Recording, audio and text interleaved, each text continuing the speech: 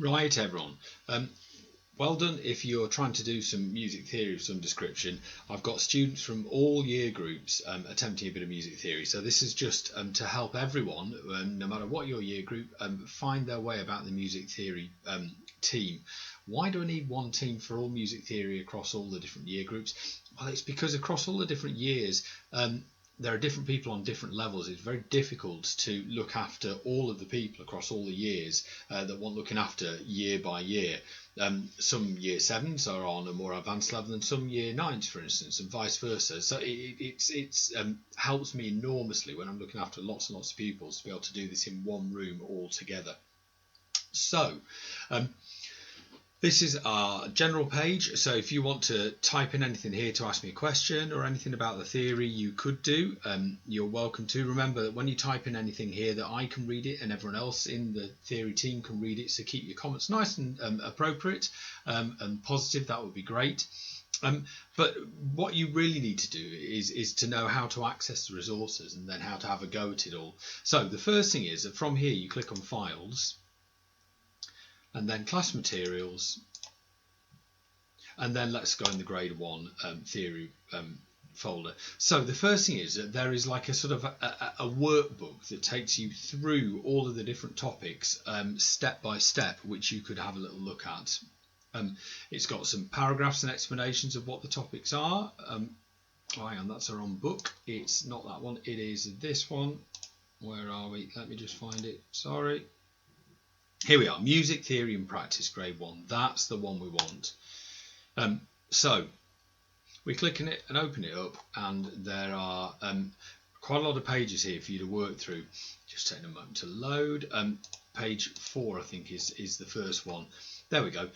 So you can obviously just read this through. You could print out and do some basic theory. Some of this is, definitely the stuff that we've been doing in Year 7 this year.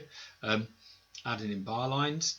And then adding in rests and so on and so forth, so you can have a little go at practicing this sort of thing. This is really, really basic theory, and usually it explains to you what looks good, what works, what doesn't work in terms of your theory, and so hopefully that you'll be able to have a go at that. And it's got lots and lots of different exercises in dealing with all of the basics to do with how you draw your clef, how you draw a bar line, how you draw sharps and flats. Everything is in there.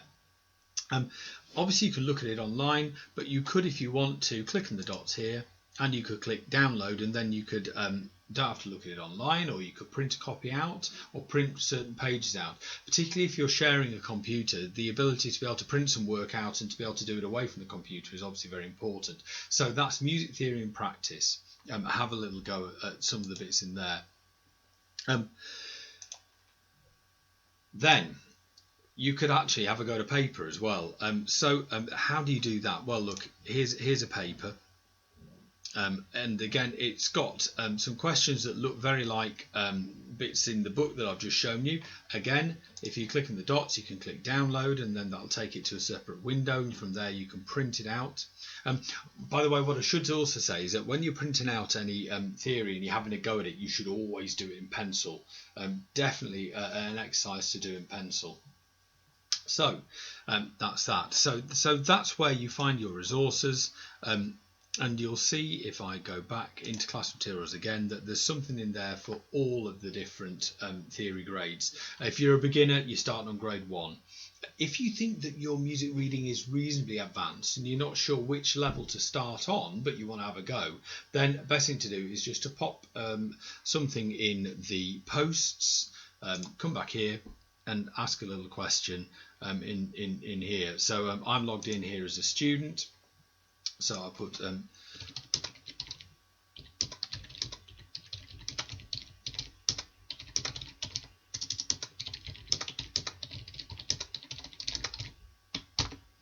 you are. Hi sir, what level theory do you think I should start on?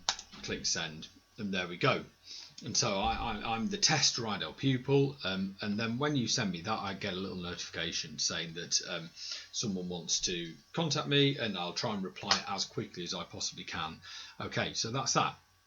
Now, what if you need a bit of extra help and you're still really struggling, or it still seems confusing for you? Well, In the class notebook here, I've built some resources that you can use.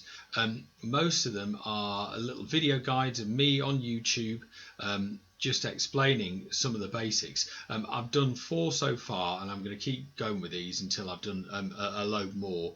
And at the minute, this is for grade 1 and 2. I'm working on stuff for more advanced theory.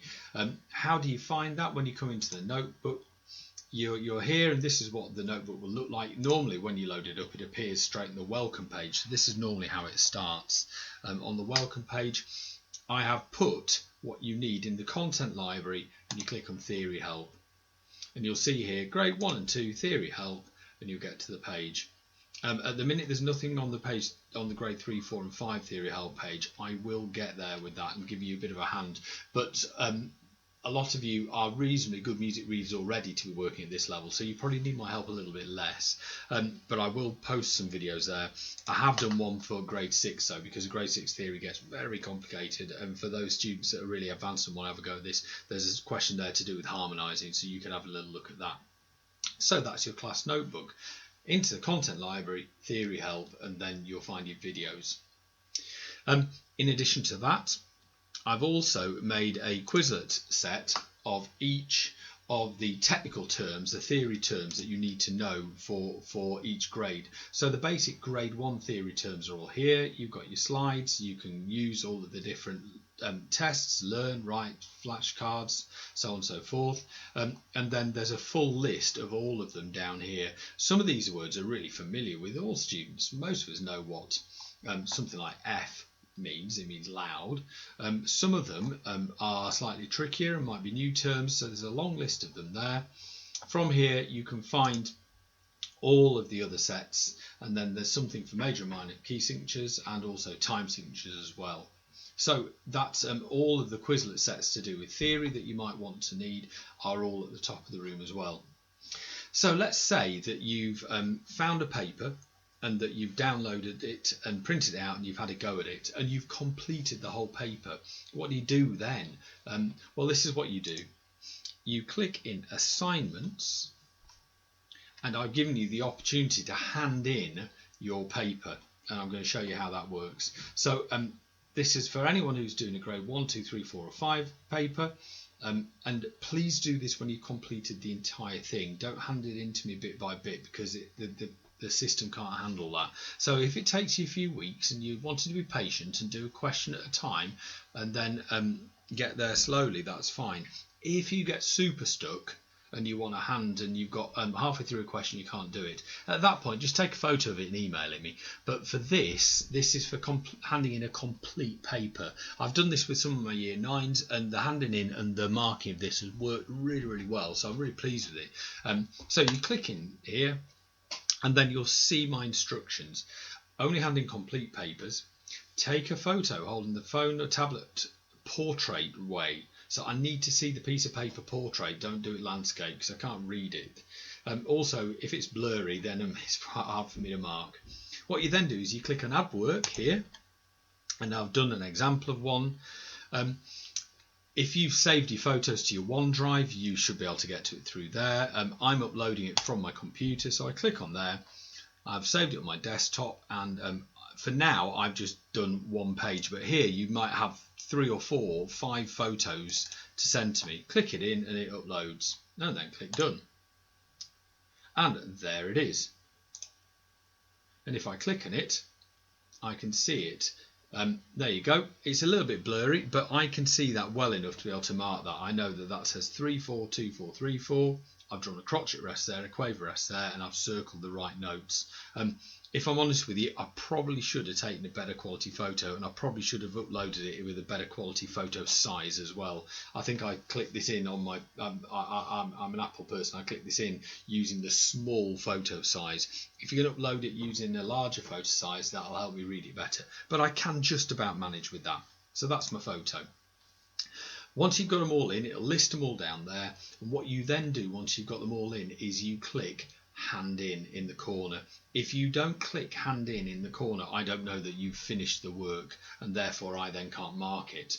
And so and when I'm looking, it has a list of the students that have handed it in and the students that haven't. So you have to click on the hand in button. Let's just do this as a test. Click hand in, and there you go. If you realise that you've not quite handed in all of it, you've forgotten a photo, or you realise that you've handed in the wrong photo or something like that, then you can obviously undo it like this, go back, add your work, and then once you've got it all in there, hand it in. One last thing that's really helpful is, so I know which paper it is that you've had a go at doing. What I've done here is I changed the file name of my photo, and this is grade 1 paper X. Most of the papers are a year number and then a letter, either A, B, C or S. So if you've had a go at paper grade 1 2017 A, if you just label one of the photos, that you'd have to do it for all, you'd have to change the file name for all of them, but if you label one of the photos, the year and the paper letter that you've done, that would be great. So your challenge is to see if you can get a paper completed at some point during the half term. If you're a bit of a beginner with your music reading, it will take some time. This is not going to be something that you can do in 10-15 minutes, and that's where using this book I showed you at the start of the video, I'll click on the right one this time, this Music Theory in Practice, using that to work your way through some of the exercises before you have a go at a question in a paper is fine. And then go back to the class notebook, look at my little video guides, and that'll help you too.